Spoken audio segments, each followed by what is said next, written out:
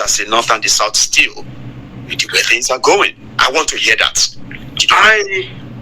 I see. I'm not a prophet, okay, but we can look at the data and be able to say this is what we think will happen. I think the fact here is that Nigeria is going to experience a very, very serious trouble. That's very obvious, worse than it is right now. The reason being is that I spoke of the internal forces in Nigeria, and I just mentioned one, which is the religion.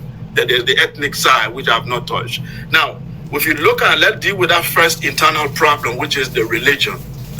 I follow one politician in Nigeria, in particular, who I love before Obi came on the scene. That was Showore, when he said, "Take it back."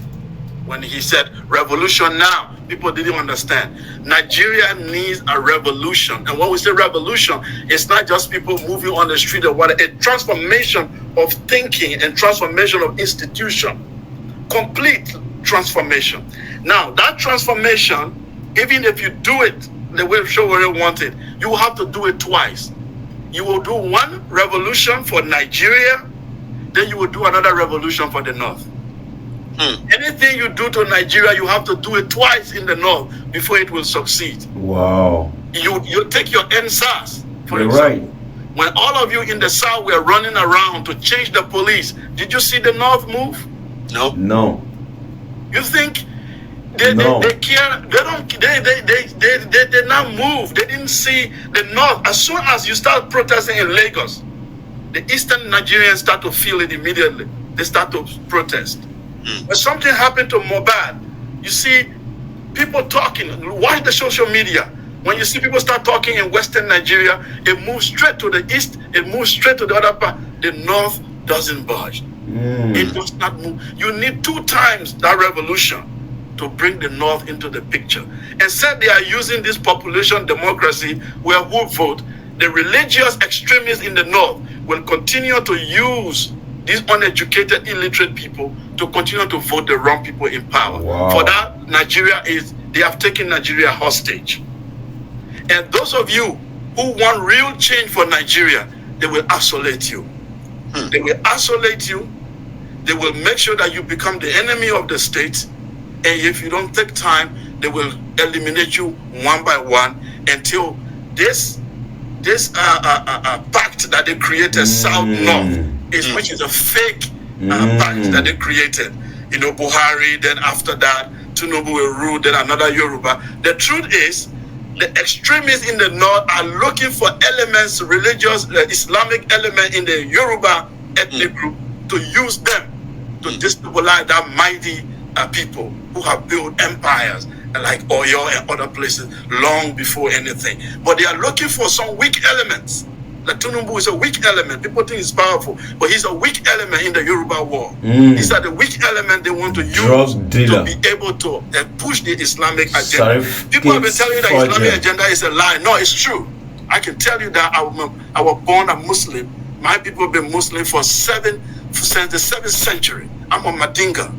And we have been Muslim. There is nobody in my ethnic group who is Christian. All my people have been Muslim. And I studied Islam in northern Nigeria. And I'm telling you, the agenda is to push that country toward Islamic agenda or destroy it completely. So to your question, I will tell you that Nigeria does not have a bright future for now. It doesn't have a bright future for now. The elements that are in the North, and most of them are receiving grants. Some of them, even in university, they are getting grants from this Qatar, and all the extreme Islamic group are giving them money. And they are building, their power is increasing day by day in the political system. Because they are even creating billionaires that eventually tomorrow they want to control western part of Nigeria. The East a little bit stubborn for them. Eastern Nigeria is stubborn. That's why they are isolating them. The isolation of the so-called Igbo, it's not because Igbo hate Nigeria.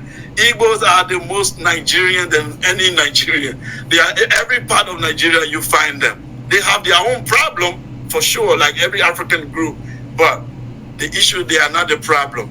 But they are acting a little bit stubborn to the Islamic agenda. So they have to be isolated. And to do that, you need one of the most powerful group, which is the Yoruba group. If you don't use Yoruba, you can't succeed. And the Yoruba group is very educated. So what do? You look for the weak one among them, which is the Islamized ones, and play on their religious sentiment, and then you destabilize the country.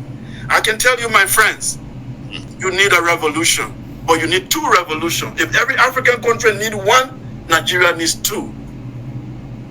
And we are all ears tonight. Sekou, honestly speaking, it's such a pleasure to really have you with us tonight.